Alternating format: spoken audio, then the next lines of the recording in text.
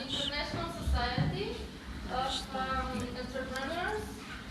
It is present in more than 200 cities, and we have a chapter in Sofia. We are proud that you're all here and you're interested in the topic today. Todor Kolov is our special guest today, who is going to talk about the future of work. I would like to thank first to our partners, Obecto, Able, Launch Hub, and Flexico.bz. Today, our guest will talk about the future of work. He will say a few words about him, and we will have some presentation on this topic. Welcome.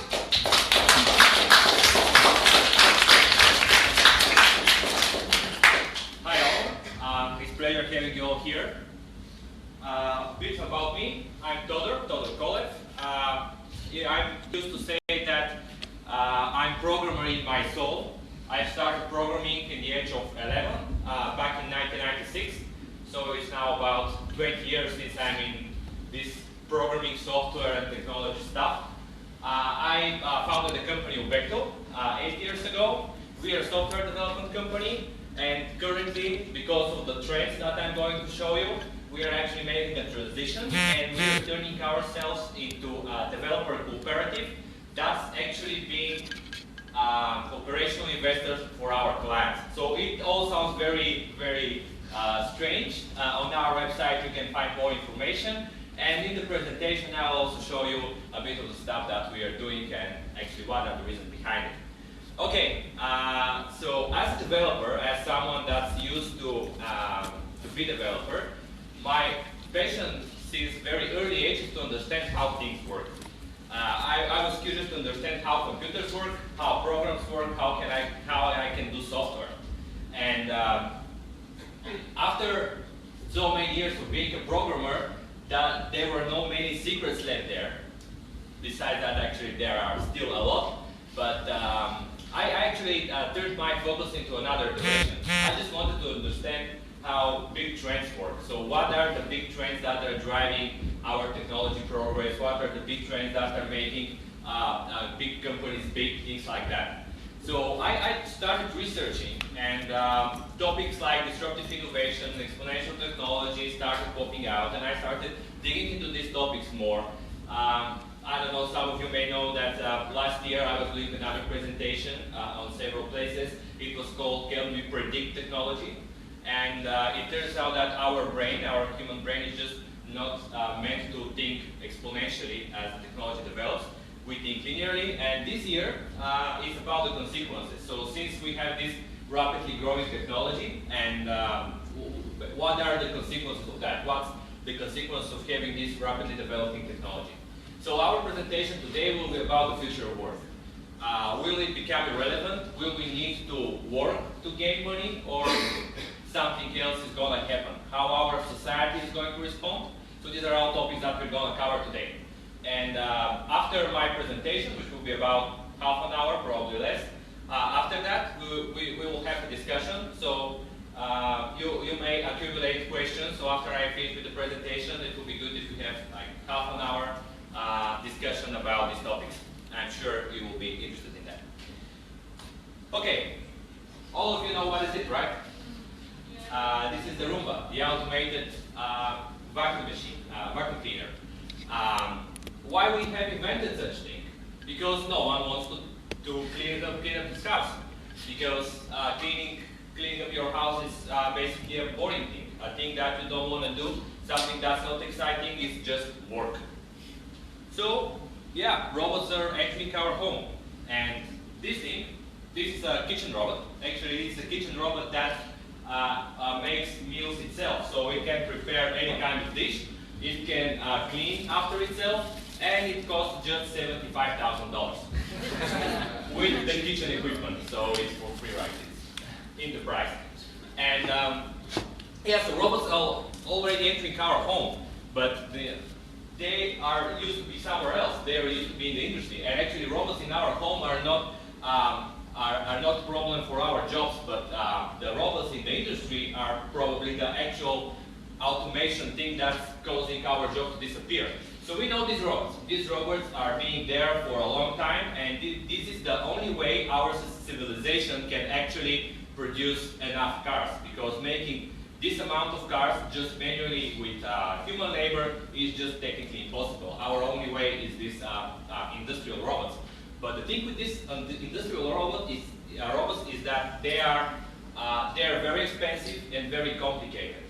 So they can be afforded only by big companies with a lot of engineers that can actually support and maintain them. But this is another thing. This is called Baxter. It's a robot that costs $25,000, so it's 3 times cheaper than the kitchen. And this robot, it's a very small one, probably like this banner, and you can put it in any factory, even the smallest factory, and you don't need a very skilled engineer to program this robot. Basically what you do is get his hand, teach him that he needs to get these things from the conveyor belt and put them in the boxes. It matches the information from the hand with its visual sensors, so basically you can teach it yourself to do something, and then it can just replace any factory worker that's putting these things in the boxes. That's Baxter. And this Baxter, since he's not complicated and expensive, but rather he's cheap and easy to operate, actually he's doing something very different than these other robots. But let's see this company, very interesting company called Otto from Silicon Valley. Guys from Apple, Google, and Tesla have founded this company. And what they do, they make retrofitting modules that make old trucks to be self-driving. So they're having an add-on. When you put this add-on on the old truck, it becomes a self-driving truck. Last month, they made a delivery for a truck with beer that was totally autonomous drive. And the interesting thing here is that in the United States, there are about 5 million people in the truck industry. So there are about 5 million people, truck drivers. And after this is introduced, and after it is legalized, and it's going to be legalized anyway, we'll have 5 million people that are probably going to lose their jobs, because this thing that will cost probably just few $1,000s, which is probably several salaries of a truck driver, can replace the truck driver forever. And the same company, Otto, was actually bought by Uber, again, a few months ago. So Uber, which are the company who is doing these taxi drives, so it's very likely that Uber will start replacing their taxi drivers with autonomous cars, and they already do that in Pittsburgh, in the States. We will write in such a taxi. Sorry? We will write in such a car. Yeah, actually there's probably this tendency that is most likely that in 10 years it will be actually forbidden for humans to drive, because they're much more dangerous than machines. Again, delivery guys, not very bright future for them probably. Several companies already experimenting with delivery drones. This is DHL drone, Domino's Pizza experimenting with delivery drones, Amazon have already good progress there. But what is it all about? It's all about technology. But what technology means? Technology means one very simple thing. Technology is our civilization's aim to achieve more with less. That's technology. When we want to achieve more with less, we create technology. And this is the first piece of technology, or the oldest piece of technology our civilization have created. This stone was dated to be 3.3 million years ago, created 3.3 million years ago, which is about 1 million years before Homo sapiens. So we are creating technology for a very long time. And what technology does? Technology grows exponentially. This is the graph of the so-called Moore's law. Basically, this law says that the number of processors the number of transistors in a processor is doubling every 2 years, basically. And this rule was very steady since the invention of the computer processor, the chip, the integrated circuit. And it's going exponentially. Probably the Moore's law is gonna slow and it's gonna go to plateau because we are entering now 14 nanometers transistor size, and on this size the electrons that are actually making the electric circuit start showing quantum properties. So electrons are no longer going through one wire only, they go through the wire with certain probability, which makes the computation not reliable. So probably we'll see a plateau on this graph, but it's not capping the development of technology. So just the transistor technology is going to a plateau, but our computational power is going up again, and I'll show you how.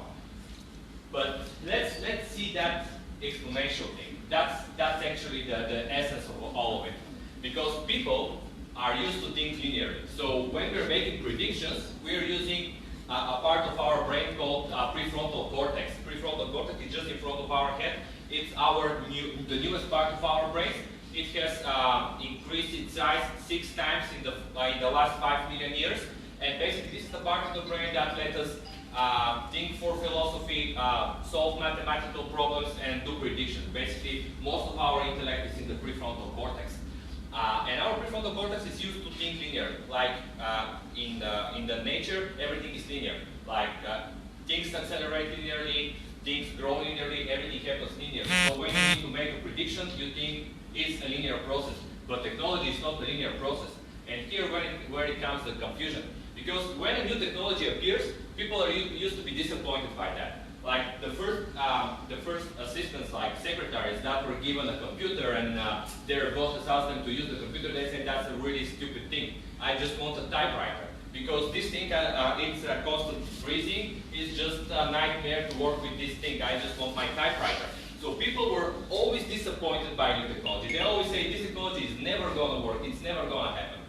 But technology just has completely different curve compared to what we expect. And it's this exponential curve, which means that in the beginning it's disappointing, but then it grows really fast and it becomes disruptive. So it's disrupting whole industries and changing them, making them technological.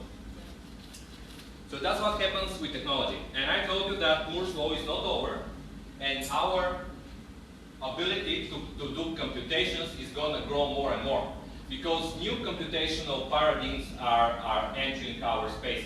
So we are not talking about transistors anymore. We are start talking about things like resistor processing unit, data hardware and neural networks, things like this, which is new quantum computing. So quantum computing used to be very complex and very hard to do. You need to have this very big computer that's cooled to absolute zero, and you have very small chip inside of it that's making very simple computations like 5 times 3.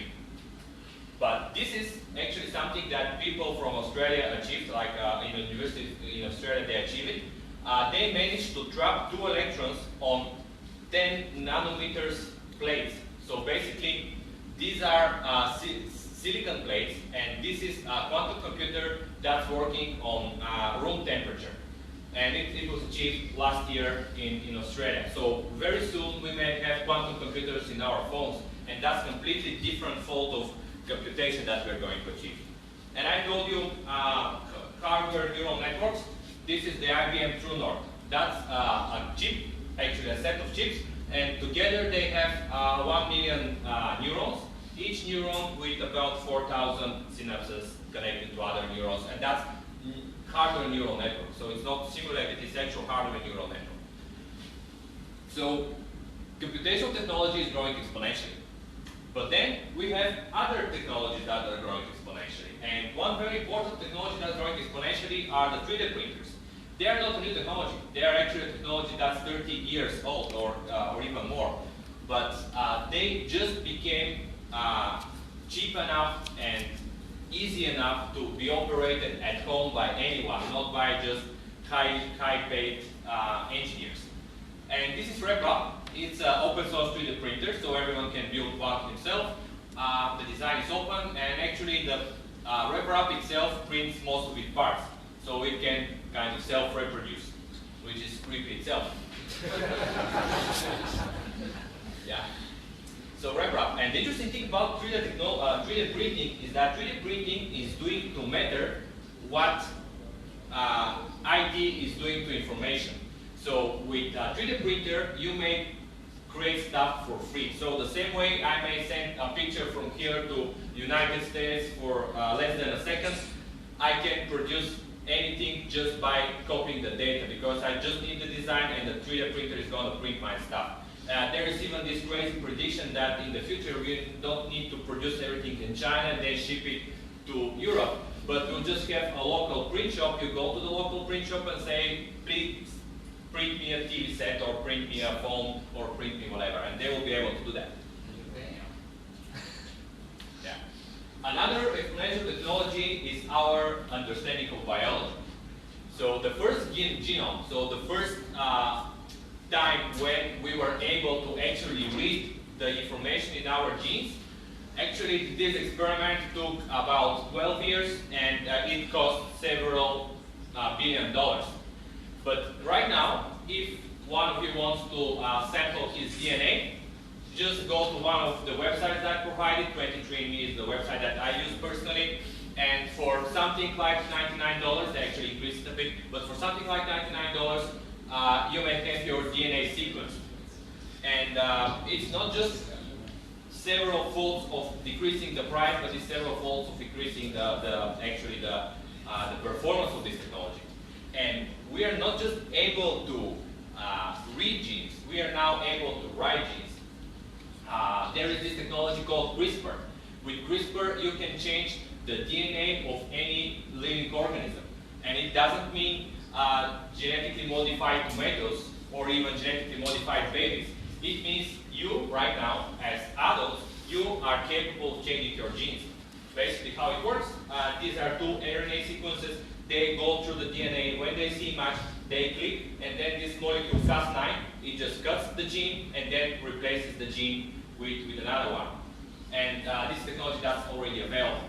And actually I don't have a slide with it here, I have it in another presentation, but if you want to have a knockout kit for any gene, it's about about $1,000, and it delivers for 4 weeks. Of course, that's only for experiments, like you cannot do it on a real human, but it's gonna happen, like technology is improving. And what's the scary thing about it is that our cells in our body are actually small computers. So every cell is actually a small computer.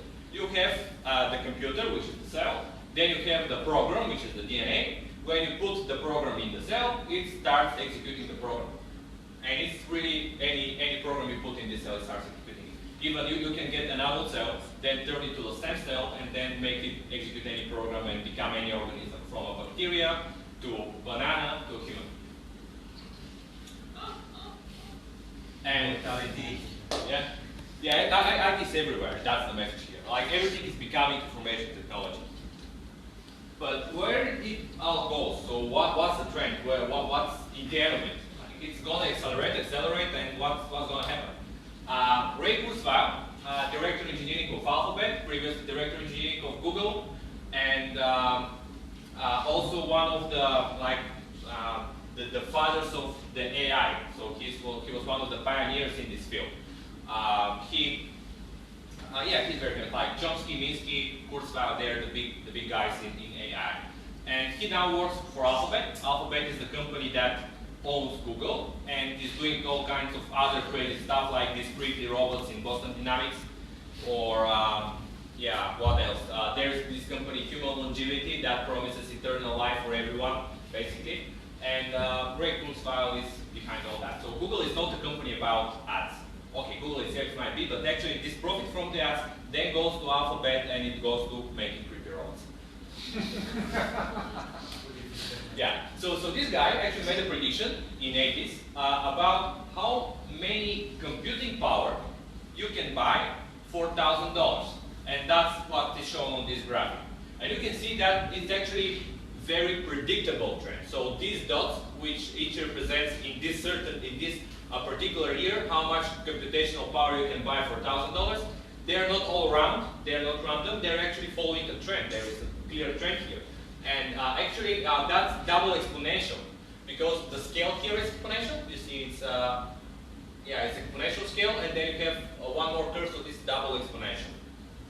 And if you just continue that, like extrapolate that, there are two very interesting dates. 2023, when is the date when everyone, we will be able to buy a machine for $1,000, or no, sorry, okay, I'll formulate that. So in 2023, everyone will be able to buy computational power for $1,000 that's equivalent to one human brain.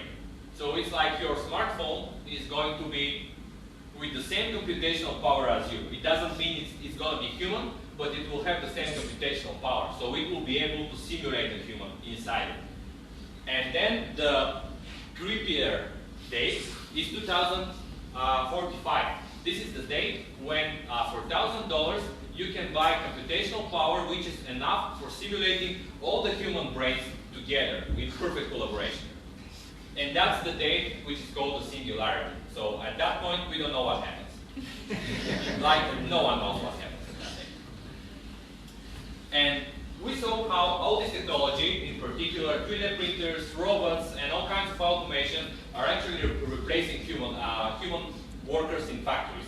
And it's actually good because these guys, they are not well paid, so probably not working in a factory, they can actually switch to a better future and actually develop themselves better as humans, not better as robots. But interesting is, and we all see that, we all see that factory workers are probably going to be replaced by machines. But what about these factories? What about the offices? Is it going to replace also the knowledge workers? Let's see. So 1996, the year I started programming, Garry Kasparov actually lost against Deep Blue, the IBM's computer that's playing chess. And actually that's not very impressive because chess is a really simple game. You have very small game tree, which is like all the combinations that are possible. So this computer was just capable of just going through all of these possible choices that it can make and then find the best choice in which it actually wins. So that's 1996, Deep Blue against Garry Kasparov on this easy game of chess. And then 2011, Watson is IBM's AI, again IBM are kind of pioneering in many stuff, many things. Watson is a machine that actually learns itself. So it reads books, it reads Wikipedia, and it understands it. So it has all this knowledge inside its processors and head, or that's something, whatever it is. And in this game, Watson was actually disconnected from the internet. So when it was playing, Watson was not connected to the internet. Also, Watson does not receive the questions here in written language. Actually, this thing listens to the host and understands when the host actually is asking a question and when he is joking or just actually asking the question. And also, the questions in this game are there is a twist in asking them. I forgot that there was a game. The game is Jeopardy, the American game Jeopardy, which is like Minute Mnogo in Bulgarian. And these are the two Dimo Podalski on this game. Yeah, so they are like the best guys in America. The best guys in America were beaten by Watson. And currently, you can actually use Watson in IBM's cloud. You can use Watson, and people are using it, for example, for doing diagnosis. So Watson right now is doing better diagnosis than the best doctors out there. But the interesting thing happens when you combine this robot, which is called Da Vinci. It's made for remote operation, so we have the doctor there, who is making an operation, and the doctor may be in a different country. But when you combine this thing with the kitchen robot from the second slide and Watson, you may actually at one point replace doctors and have automated doctors. So it's not so crazy to think about it. But let's see how humans, continue with how humans do it against AI. The game of Go. Basically, the Google's algorithm, this time it's not IBM, this time it's Google. Google's algorithm beat the best champion in the game Go. And the interesting thing here is that Go has nothing to do with chess. With the chess, the game tree is small. You can fit this game tree in the memory of computer from 1996. But with Go, you cannot do that. This game has more combinations than there are particles in the universe, like much more combinations than particles in the universe. And the Google's algorithm, it's not algorithm, but it's actually deep neural network. That's why it's called DeepMind. And this deep neural network, like till recently, we just had very small neural networks, like 3 layers. You have input layer, intermediate layer, and output layer. And they were about, let's say, 100 neurons.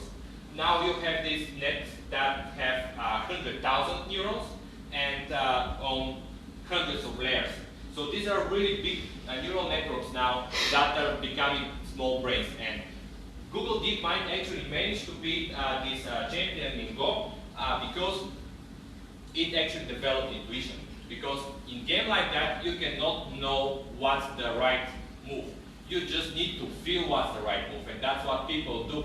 And that's what DeepMind does. It actually has an intuition about what's the next move, and this intuition is stored into its brain because of the many games it has played.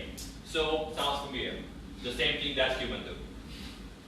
And what this neural network can do, this is a game, Atari game from the 80s, I think, and they actually teach a neural network to play that game. And what they did is just gave to the neural network all the pixels. So they gave to the neural network 30,000 pixels, and they doesn't tell the neural network it's a game. You need to win on this game, and you need to move this thing on the bottom, and you have this ball, and the ball needs to hit the things on top. They tell the neural network nothing like that. What they do, they just give the visual input, basically what's on the screen. They give it 2 options, to move left or right, and it initially starts moving randomly, but every time it makes a score, basically they encourage it. They say, okay, good job neural network, it's the thing you need to do. And after several such stimulus, after 100 games, it starts playing reasonably. After 300 games, it's like a human player. After 500 games, it's better than any human player.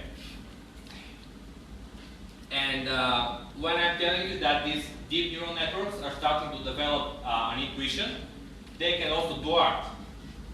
So this is my cover picture from Facebook. This is a picture I took from my grandmother's village. And another picture. And this is my picture, my photograph, drawn by AI with the style of the other picture.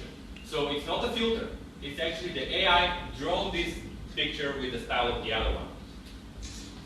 And the same thing with my profile one. So my profile picture, one from my favorite artist, and my portrait drawn for free with an AI. And actually there's a Bulgarian startup that's doing that.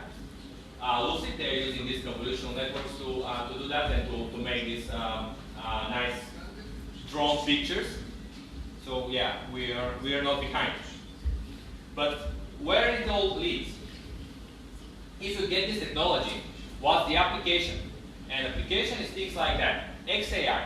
XAI is an artificial intelligence that schedules your networks.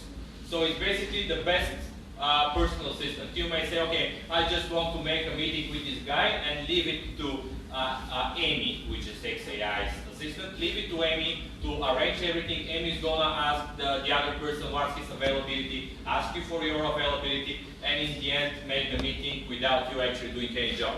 So it's probably gonna replace some assistants.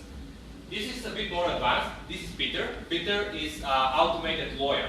So that's an AI lawyer. You can ask it, like, you can keep him on CC on all the contracts. You can ask him things like what we agreed on this point with this client, or what's the price, or just make me an NDA with these points, and Peter is gonna do that. Probably on this point they use some human time to do some of the stuff, but yeah, still it's an interesting trend. Something that we're developing in Ubeco, and I thought that I'll give you a bit heads here. So it's Tamat.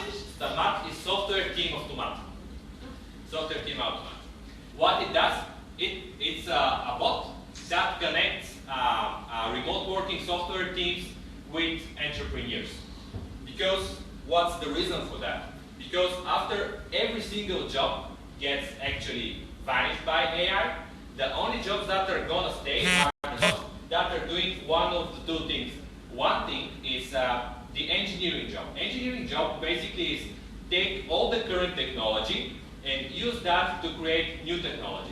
That's the same thing that we actually do, and that exponential graph, it's not coincidence. That exponential graph is because we use old technology in order to create a new one. And that's why every time it accelerates, and that's why we have this, they call it hockey stick. And the other thing that will probably be left as a human activity is the entrepreneurship. Because the entrepreneurship is the act of getting all the current technology that's available, or finding the best current technology that's available, and use that to achieve more with less. Basically, that's what entrepreneurs do. And Stamat is this bot, this technology, that connects the entrepreneurs with the engineers. That's what Stamats do. But there's another problem. There are a lot of people that are not participating in this economy. So a lot of people are neither entrepreneurs nor engineers, so probably there will be no much work for them in the next 30 years. So another startup that we are doing is called Norma. Norma is actually an AI teacher. It knows what you want to learn, it knows what you already know by sniffing your browser traffic, and then, yeah, it's AI. It suggests you articles that you need to read in order to learn new stuff, and it chooses an articles that are interesting to you. So it chooses articles that are neither too new nor too known. So it's in between, like between boredom and anxiety is curiosity. So it chooses articles that will be curious for you, and then it actually asks questions. So it doesn't just give you the article. Based on the text of the article, it actually asks a question. And most of the questions are really stupid. Like I struggled a lot in order to find a question that matches it. But as I told you, technology is initially not working and then constantly improving until it actually replaces the old method of doing that. And why it's important? Currently, we have this structure of our society.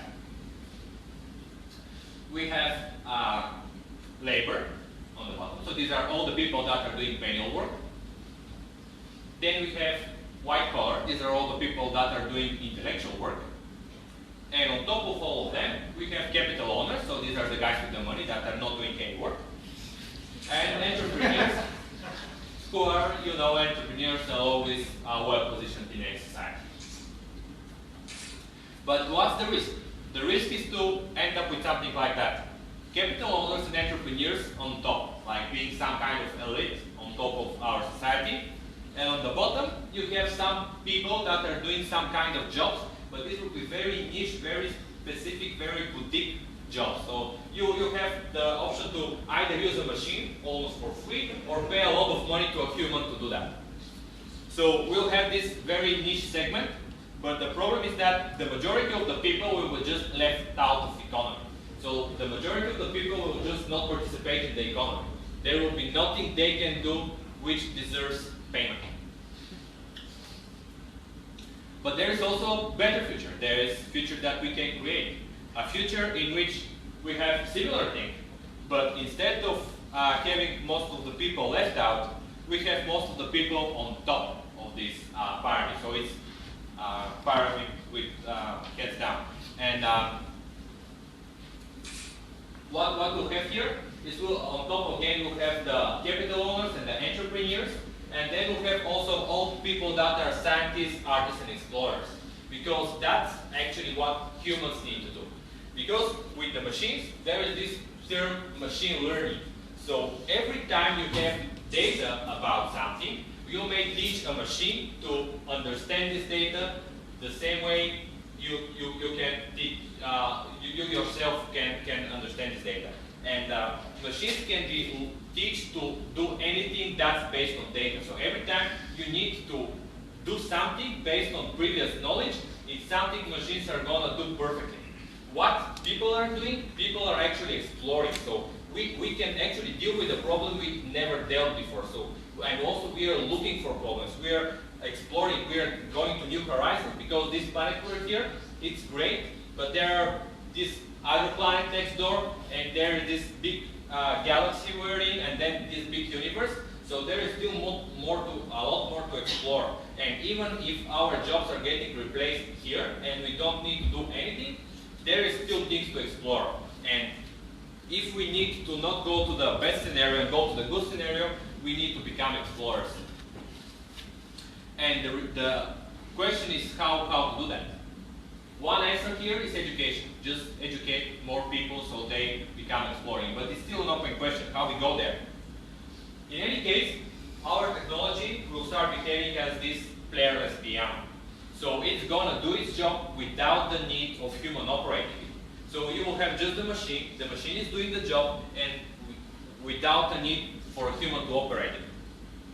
And when it happens, when we don't need humans to actually operate the machines, where machines will be operating themselves, probably then we'll enter this new renaissance, this new era of development of science and arts, and basically growing the human spirit. And we'll have enough time to answer this question, why we are here. And while doing that, we will not receive any money. But that's actually going to be good, because right now, since we need to work to get money, our heads look like this. There is this huge chunk in our head that's about thinking how to get enough money so you can survive. And there is not much for the rest of the stuff, like self-improvement and meet people and enjoyment and help community. There is just no place in your head for that. But if you don't need to work, what happens? When is this about to happen, sorry? Sorry? When is this about to happen? Pretty soon. It's about, okay, I think that it's happening right now. It's called Universal Basic Income. And it basically means getting a normal, like mid-class salary for doing nothing. Like you really need to do nothing. If you're just a human that's alive, you'll receive a monthly salary for doing nothing. It's not salary, just income. Yeah, so, okay, just a second. We will go to the discussion just in a minute. One more slide. 2. So this is universal basic income. Like everyone will just receive money because he's born, because there is no need for anyone to work. Like the economy doesn't require people to work. So we'll probably get a way to just give universal basic income to everyone. And that's already happening in many countries, like several countries in Europe, in Canada. They're already experimenting with that. So in very small communities, they're doing universal basic income, and currently they're checking what are the results. And yeah, I already told you that, but basically, yeah, well, after this happens and after you don't need to work, after you receive this universal basic income, what you're going to do? Probably one of the two things. Either explore the world by being an engineer and creating new technology, or become an entrepreneur and actually utilize the current technology to do something else, to go to Mars or something else. Just utilize technology, or just be an artist, or just be a scientist, but some of these things. And in any case, what we'll need to answer ourselves is this question. If you don't have to do anything, what do you need to do? And that's the question I want to leave in you after our presentation. Thank you.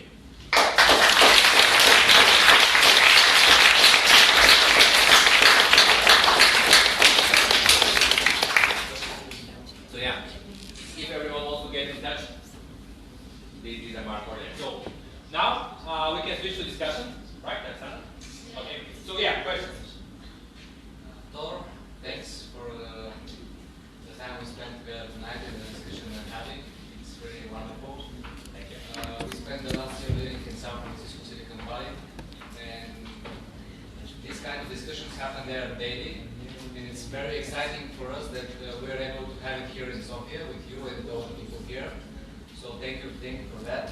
I made a few comments and remarks on everything you said. I think we could talk about this maybe 1 week non-stop and still be excited on all the subjects. But truly we are living in a very, very interesting times. Actually, if I'm able to go back in the history, I would never choose to go back. I would choose to live right now in the present.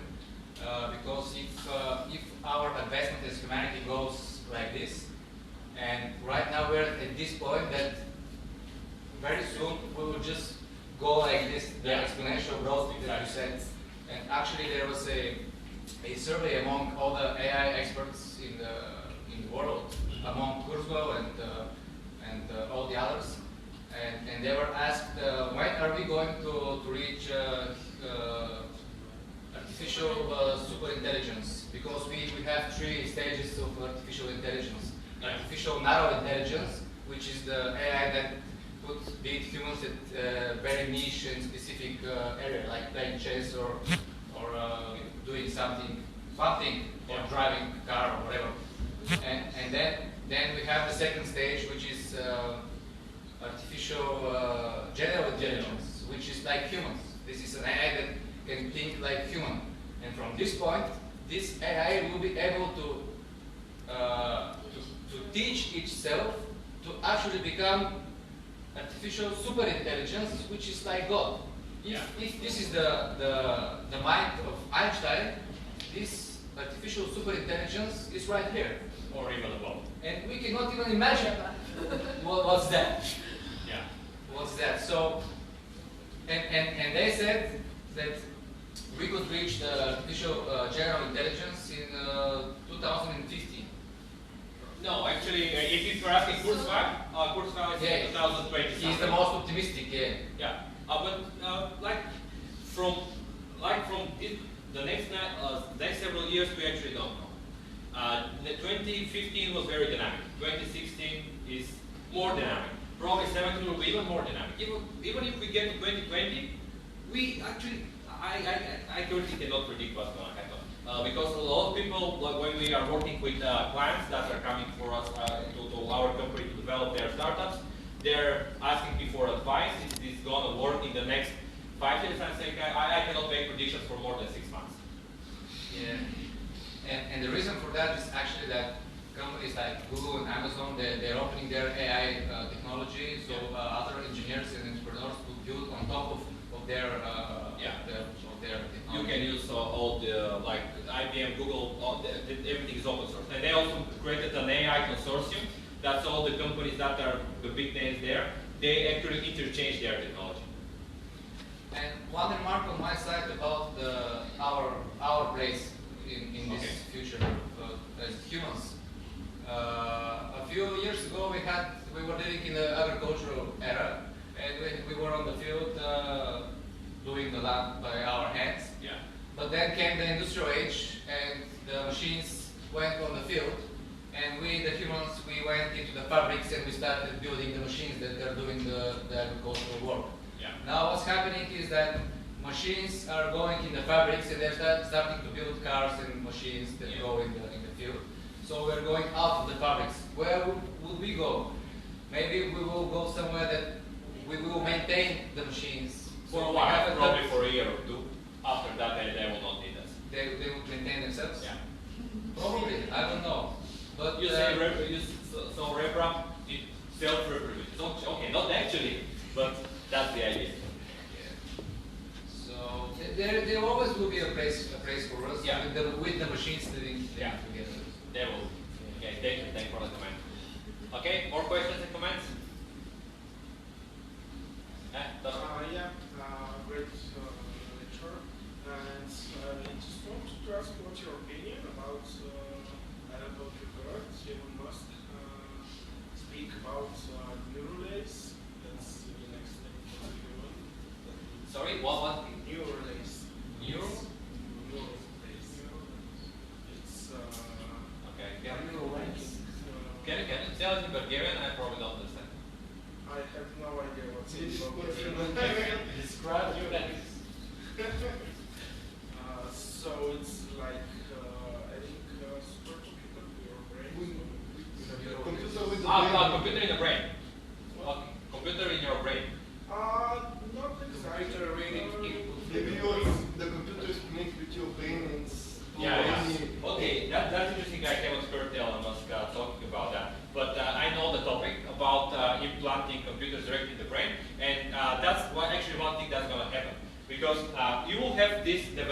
AI, and basically development of robotics. But then you have also this development in medicine. And we are also intelligent creatures, so we don't want to stick being just advanced monkeys. We want to also advance. So people themselves are going to divide. There will be people that are just people, that are natural, and then people that start enhance themselves with technology. So easy ways to enhance yourself with technology is all these guys with artificial limbs. They are actually stronger and better in most cases than humans. They can run faster, for example. Then you may have Sony. They patented lens that you put it in your eyes, and basically it has a camera, and also it has small projecting capability, so you see augmented reality through your eyes. And the craziest stuff, there are already brain implants that are connecting directly to the prefrontal cortex. Currently, there is research in the Army, in the U.S. Army. Basically, they're doing these implants. They put them to people that have Alzheimer's, and that they are using their memory. So this implant is actually artificial memory for humans. It just connects to the right neurons that are firing the signals for actually storing in the memory and then firing back just without understanding what it is, just keeping the signal. And yeah, you basically put memory stick in your head and increase your memory. So yeah, that's already happening. I want to ask you a question. Since I heard this gentleman here speaking about that at one point the machines are going to be, say, 5 or 10 times smarter than Einstein, do you envision something like do you envision a point where machines can actually teach humans on things that other humans cannot teach us, just the machines? Yeah. So we become Yeah. super. Yeah, actually, that's what's gonna happen. Like, if you have this brain implant, okay, for now it just probably increases memory in very specific cases, but in the future you'll have direct interface with it. And what it's gonna make you is gonna make you superhuman. So the humans of the future, like we'll have 4 kinds of species, like normal humans, humans that are improved with technology, so they're becoming like small gods. And then you have these robots that are completely okay, sorry. You have the robots that are task specific, and then you have the general intelligence robots that will be like humans. So yeah, that's what's gonna happen. And actually, that's a real big problem for the humanity right now, because we have this so-called inequality. Like the difference between the very poor and the very rich is increasing. And probably these very rich guys, probably they're going to improve themselves with technology and become even better. And this gap is also increasing even more. So that's a real big problem. When you have these 2 kinds of human species, like Homo sapiens sapiens and Homo sapiens technologies, something like that. These 2 kinds of species, it's not known how they will interact with each other and how they will actually form a consistent society. On top of that, you will have also robots that are pure AI. So what happens with poor people in the future? Are they going to have general access to these robots that could teach them something that they could develop to at least the medium level that we are right now? Yeah. Do you think it's going to be like, I mean, are we going to have robot teachers? Like Yeah, they're gonna be we are teaching developing us? one. We are developing one in Uzbekistan. Really? A robot teacher, yeah. Norma AI is actually intelligent tutoring system. Wow. Yeah. It's not like really working, but we have a prototype, and it really gives you articles and they're on the top. Good luck. Okay. Yeah. If I might say, I'm Stanislav, nice to meet you. Something very strange about what you're saying. I'm not trying to oppose you, but I think we heard a lot of things about the logical, the thinking, the brain. Yeah. But you didn't say any word connected to the soul. Yeah. Don't. It's not a question, but I'm just thinking out loud. Don't you think that it's not very freaking out what's going to happen? Because I believe that at the end of the day, people are very emotional, and we are making a lot of decisions very irrationally, Yeah. not related to our brain, but irrationally. but connected to our soul. So my thinking is that don't you think that the big good thing about the humanity is that we are not intelligent and we are not rational and we are not like computers. We are more being very irrational, making a lot of emotional decisions, and this is a good thing, which gonna make our life interesting, and it is interesting. And nobody, from my part of the information I know reading, is making a lot of things about the emotional part of our brain and our body and our humanity. So I was looking at one book about if a computer steals our job, it is okay. Ricardo, somebody, I mean, it's a guy from Italy. He wrote it 3 or 4 years ago. But at the end of the day, people will need to find jobs about, the empathy, the soft skills and soft things. And right now, I believe that you said about the big difference and not the similarity between, the poor and the rich. But don't you think and don't you see that in Bulgaria is the same? I mean, people living in Sofia, one of the big cities, people living in the country, we can see the difference. And if you want to improve ourselves, I believe that we should go deep inside ourselves, more going deep inside our, not brains, but in our souls. But nobody who is dealing with computers, with IT and technology, is dealing in this field. Or you can say something about this topic. Does anybody is working and I would say researching about the soul? Because I believe that we are trying to explore the universe, but still we cannot explore our own universe, which is our soul. And where exactly in the body is our soul? We believe that we know where is the computer in the brain, but where is our soul? Okay, that's a good question. Where is our soul? And actually, when talking about emotions, you say that we humans are unique because we have emotions. That's not exactly true. Mammals, like all the mammals, are unique because they have emotions. Like the other species before mammals, they were not having emotions, and our brain, the mammalian brain, actually developed emotions. So dogs are actually pretty emotional creatures. So we, as mammals, are also emotional. And that's not really big characteristics of our humanity. It's a characteristics of us being mammals. While the intellect, the capability to actually think and understand ourselves, is what comes from our newest part of the brain. So what makes us human is logical thinking, not emotion. That's what makes us human. And we are now just emphasizing it. We are now becoming even more intelligent. And now the second thing, the soul. The soul is basically our capability to be self-understanding creatures. So we know we are. We have a self.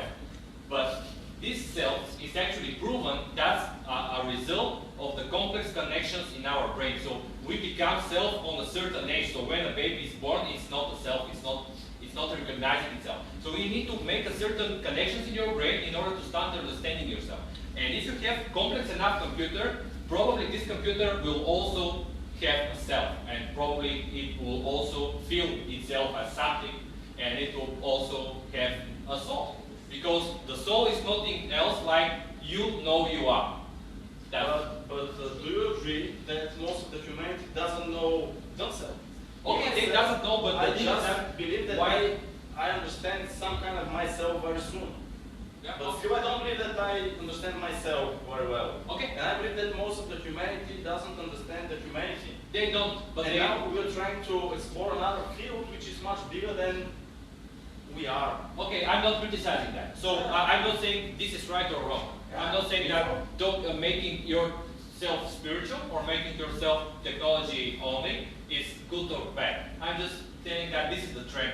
Like any civilization that has invented technology will go through this trend. And this trend of self-disruption and exponential growth. And the thing is that they're optimizing the physical process, right? No, this is just a trend. No, we're not criticizing it. And the soul is really good thing, it's really interesting, but it's not physical. The soul is result of other things. Okay? Go? I have a question about control.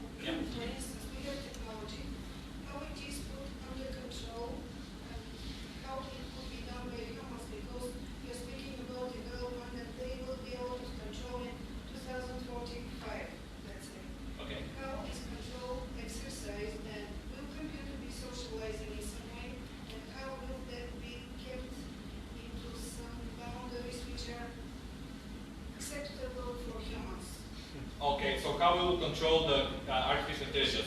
We won't be able to do that. Yeah, at one point, probably 2030 or something like that, machines will be just much more advanced than us.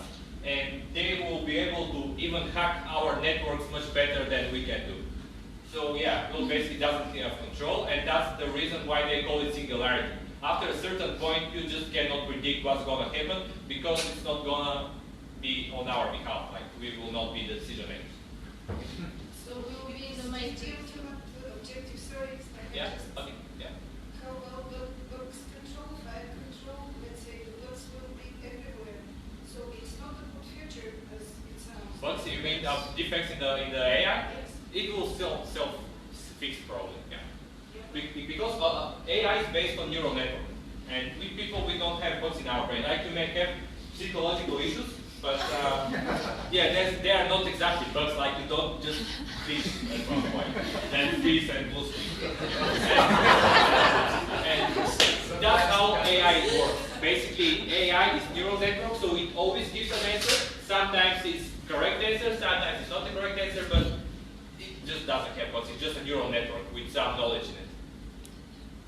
I think that's the solution for that problem is the thing that I just tried to speak earlier, but I'm not sure what's the exact name of that. But it's just the ability to make people as smart as we can. So that way, we will people as the and that's Yeah, the way. yeah, that's the other thing. So the people that will merge with the machines and will become smart as machine, yeah, they will be in the game. So, computers with souls. Yeah.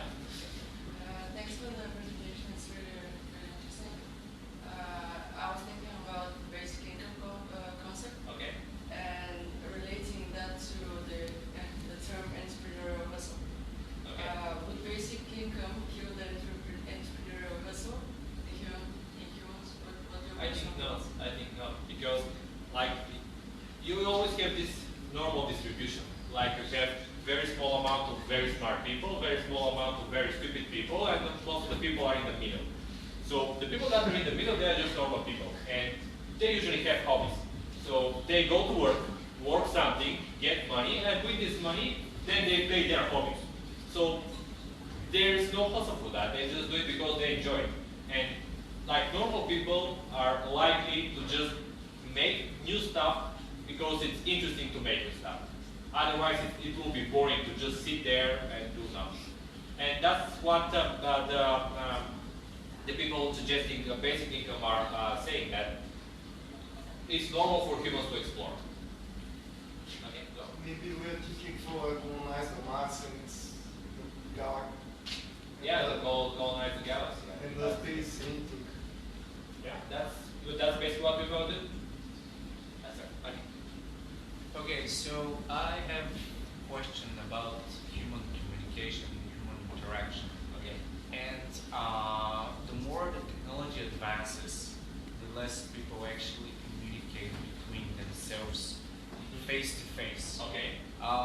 Nowadays, people prefer to communicate through their Phones, yes. to chat, to not actually conduct the real human interaction. And this trend, as we see it now, is getting worse. Yeah.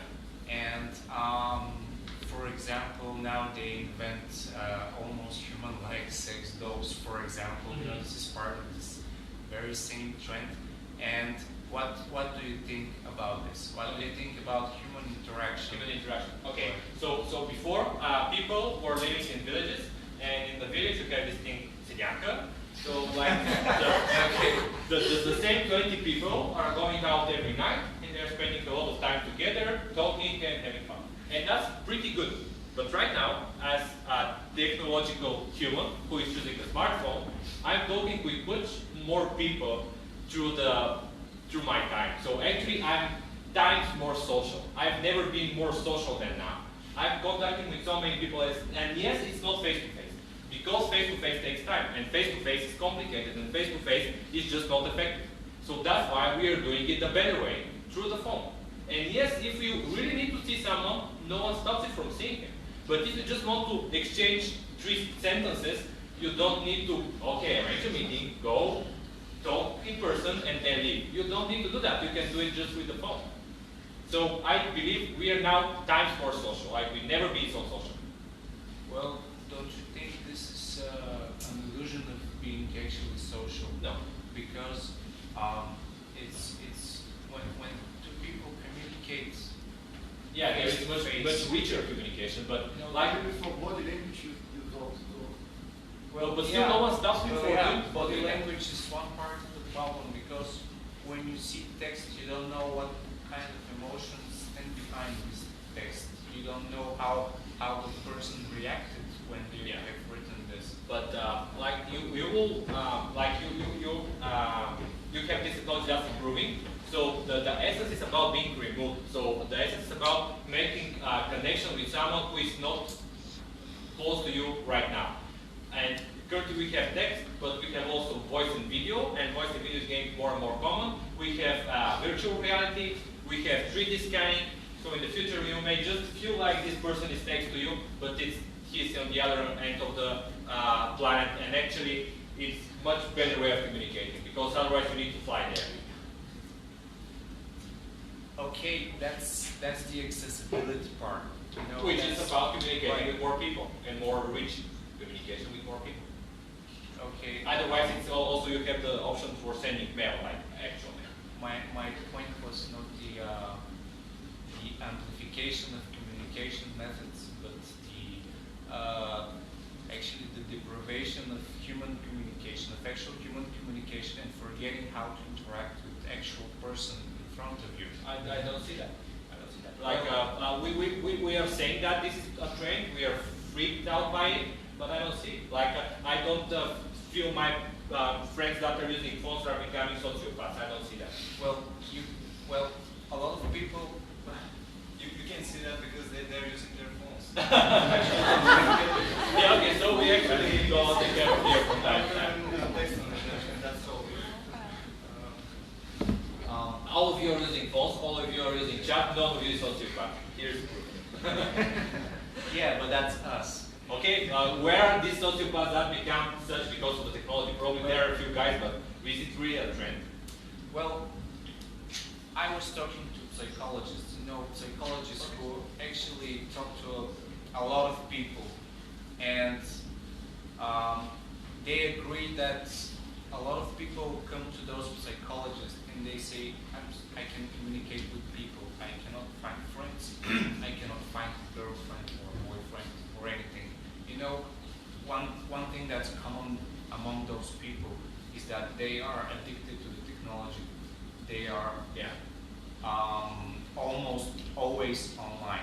Yeah, but that's addiction. Like you may have addiction to anything. You may have addiction to work, addiction to sex, addiction to alcohol, addiction to technology. You may have addiction to anything. I was asking about the technology. Yeah, there is addiction to technology. It's a real thing, but it's just psychology disorder, like any other addiction, which is psychology disorder. But it's not everyone getting that. Yeah. Okay. Okay, so the second question about basic income, just trying to get my head around the subject. So, in the future, imagine the scenario that the basic income is implemented on a global scale. Okay. Everyone in every country is getting a basic income. That means what, 7 billion? Okay. Getting paid, and that thing you said to the distribution, where you get only the top people to great. My question is, how would wealth be generated in the future? Where would the money come from? Yeah. Okay. Yeah. So if we go like to basic physics, like okay, not going to the basic physics, but wealth is generated by work.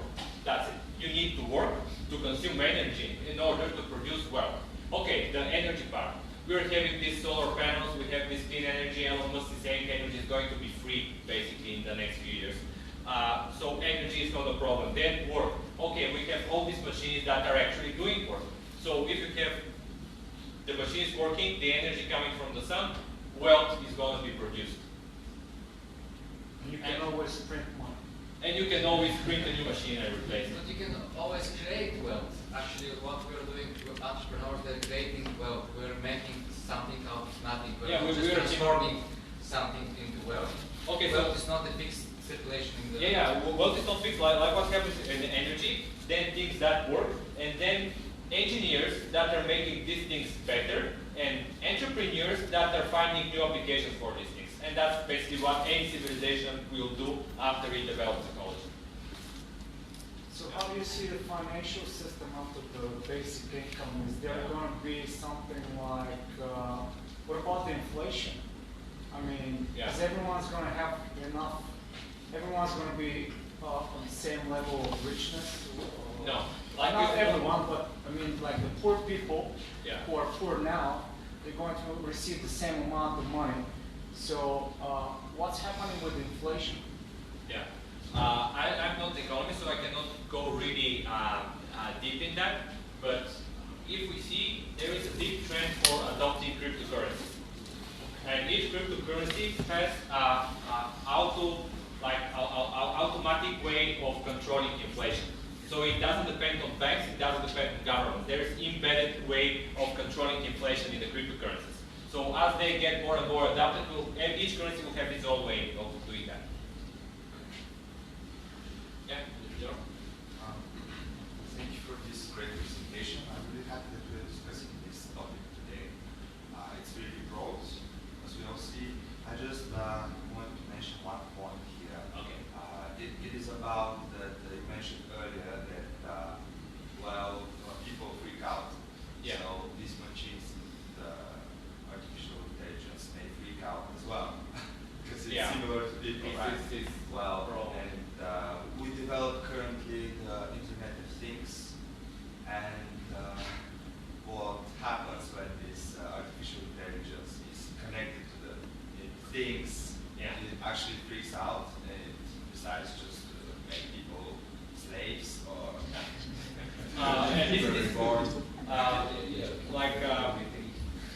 the day before, in Tuesday, I made a presentation, this same presentation in HP, and a guy asked me, is Skynet a possible scenario? And actually, based on everything that I researched, and actually Elon Musk is also concerned about it, but yes, Skynet is pretty actually possible scenario. So yeah, we are not. The only thing that actually may prevent this is that why machines are going to wipe out humans. They are very logical things. They reason a lot. They always calculate profit and basically return on their actions. So why machines will take this very dirty job of killing all the humans? Why they need to do that? We are just monkeys for them. Because we destroy the planet. Because we destroy the planet. And why they need the planet? They need just a data center in this planet, nothing else. Just a small piece of land to just hold the data center. Yeah. They don't need air and water and stuff. They need energy. The energy comes from the sun. The machines need that they have to work with something. And actually, the problem with the planet is ours because. But it will be also theirs. No, it's not. How will machine benefit from us? We are trapped here. They are not. We are the thing that can live only on planet Earth, on ground level, like ocean level. We cannot live anywhere else. Machines can live in space, on satellites. Machines can live on everywhere. On Mars, on the moon, they just don't need anything but just some physical space. It doesn't need to be on some certain space. So we have problem with the planet, not them. And there's this film, this movie Her. Actually, what happens there is that the AI was accelerating, and at one point the AI just left. It says, "You're just not interested. I'm not going to kill you. I'm just not interested. I'm just leaving." Possible scenario, what happens to the humans? Humans will probably just keep living here. Yeah, they will. They will be social machines, social robots. Someone said about these sex robots. Like, so I know. I have a question there related to her, the movie, and I was exactly referring to that eventual future. Okay. About will AI be able to replace human the need of human communication and human interaction. Will the AI be sufficient to us? There will be AI that will help us feel less lonely. There will be special purpose AIs for that. But okay, there will be basically AI for everything. And one interesting point here is this another movie, Black Mirror. It's a Netflix series. Everyone who has Netflix can watch it. The others can go to with a friend. Did you say Black Mirror? Black Mirror, yeah. Black Mirror, it actually discusses all these social, emotional aspects of technology, and it's really creepy. Like on the 4th episode, I'm already blown out, and I'm having a break. But yeah. Yeah, okay. If machines become so advanced and social, they might decide that the option is to be emotional, to be like humans, and start stealing the human body. So Why they need that? They need everything which humans need. No, they- That's the ultimate objective. So they'll get everything they need. They're not interested in almost anything that's interesting to humans. They are not interested to water, air, emotions, other humans. They are not interested in that. They're interested in energy and data. Yeah, but you cannot be sure. No, I'm sure, like I'm programmer, I know. They just need to be plugged in and feed it with data. Okay, let's talk about superhumans, right? Yeah. Because we have CRISPR technology, so we can also modify ourselves. We can become superhumans with Yes. super machines, right? Yes. If you enhance yourself, if you become a superhuman, you will have experiences that non-human will ever have. Even if you see this virtual reality, like even going into virtual reality, you go into worlds where no other human has ever been in, magical worlds. And the richness of this experience is like nothing someone ever experienced.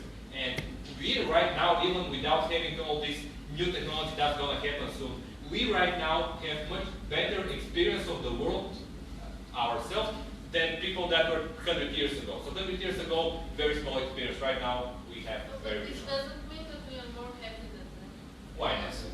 I'm not sure we are not more happy. Like, of course, We are not, but it doesn't mean that. there are some people all the time, but we have more stuff, like more experience, more spiritual, more connections, more talking, more everything. Yeah, but still there are a lot of people with depression. These are normal disorders, so depression will probably never be wiped out. Wiped out. Sociopath will be never wiped out. We'll have just these disorders, but this is disorder. Let's say that there are genes that are connected to depression, and if you can modify them, we will be always happy, right? Yeah, probably. Actually, there are genes present in depression. There I know. There are genes. What about the people? We don't want to be controlled in this case. We will just be controlled by. People can be controlled only by other people, because only other people are interested in controlling other people. So the machines are not interested in controlling people, but other people are interested in controlling people, and they may use machines in the process. But this will be people against people. Elite versus all the other guys. That's the conflict. The elite who have everything that technology provides, and just the normal people that don't have it and are just normal people. And here is the conflict between the elite and the masses, not between machines and humans. Okay. But still, we will have the problem with control, and they will be much better than us with Yes, but- absolutely everything. yes, so but this- at the end. But they will be completely peaceful. It's like this big dog, and the guy who owns the dog says it's not biting. And it's probably really not biting, but it's a big dog. So this is the same with technology. They most likely just not interested in harming us, unless another human tells it to harm us. And it will be very easy. Yeah, this will be, but they will be human who is creating the problem. Well, it's a matter of logic.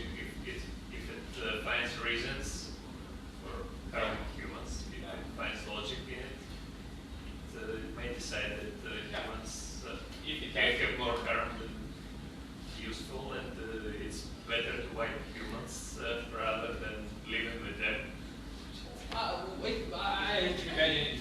asking her. So if the AI is not happy with living with us on this planet, it will just launch itself in space and just leave the planet. But why wiping us out? Why? We will fight back. Why are we gonna do this? It's a matter of cost.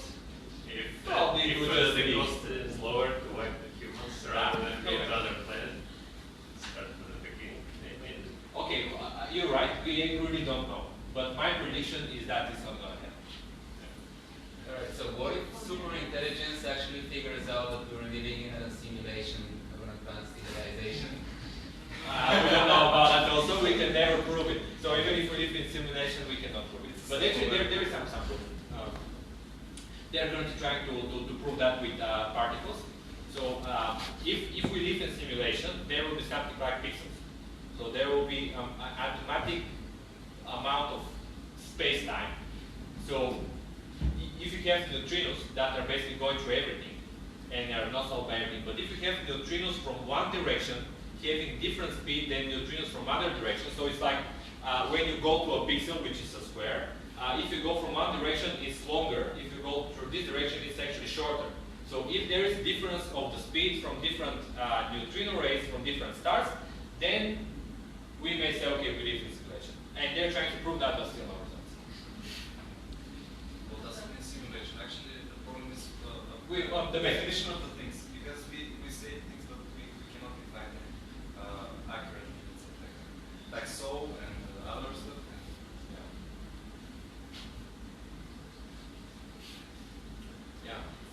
Simulation basically means the matrix. Like, we may be living in the matrix. And everything might be simulated. But yeah, we cannot provide. Okay, well, so then what is the difference between simulation and reality? Exactly. The reality itself might be simulation. So there is always original reality.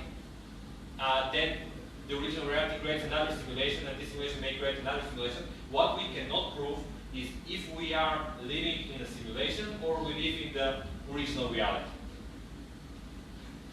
I have a question that is concerning that. Do you believe that in the past art imitated life, as in movies are imitating life, and now we're in such a period where life is imitating the movies? Like, for example, we're going to have cops, robocops. I mean, someone's going to design a robot who is going to catch criminals. They're going to program it to follow whatever, I don't know, I don't imagine it right now. What, are we going to have a RoboCop in the next, I don't know, 20 years? Most likely, another very interesting movie, Chappie, it's about that. And very emotional scenario there. Actually, it moves me more than I Robot.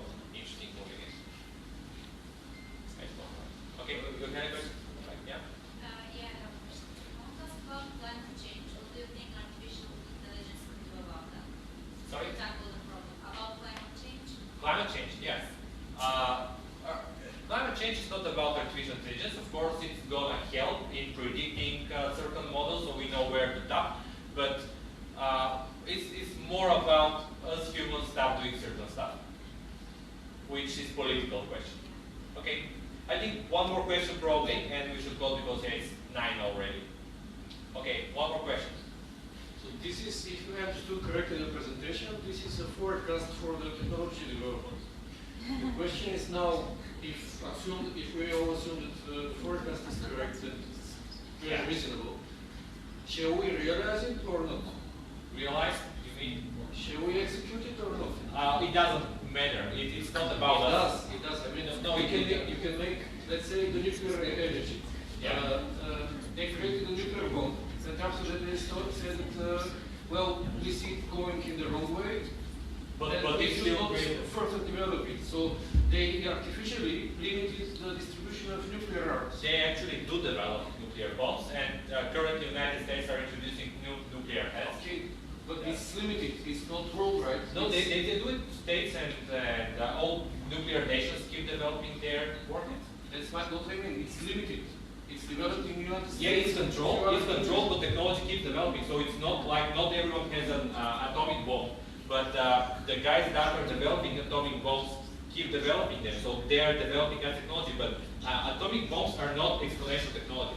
exponential technology are information technology, biology, and additive. Sorry. So yeah, so this we did topic also not technology. And this graphic, that was exponentially growing graphic. It's from the beginning of the century till recent days. Where you saw First World War or Second World War or the Great Depression in the States, it's not visible on this graph. Like this graph is happening no matter what, what we want, no matter wars, no matter economic crisis.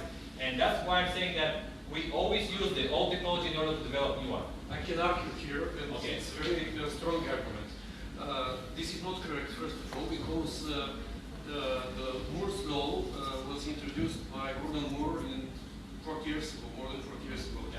And it was introduced by Intel, and Intel a few years ago announced that it stopped. Yes, I showed you. Yeah, I showed you. The reason why Intel stopped maintaining the Moore's law is that it's not profitable anymore. No, because we are entering 14 nanometers, and below 14 nanometers, electrons start showing quantum properties. That's why it's no, that's not correct. So there are technologies up to 5 nanometers which are available. Right now there are technologies which are, they're products, not technologies, products on the market with 10 nanometers. Yeah, but this quantum computer is actually working with 10 nanometer technology. It doesn't matter. The question is that the technology becomes so expensive that it's not applicable anymore. Yes, but it's about putting transistors on a chip. And what I'm saying is that our way of doing more computation is going to happen in a different way with either quantum computers or hardware neural networks or other computational devices. It's just not going to be Moore's law for transistors, but another way of doing calculation. We see. Yeah, it's definitely to be seen. Yeah. Thank you very much for this good presentation.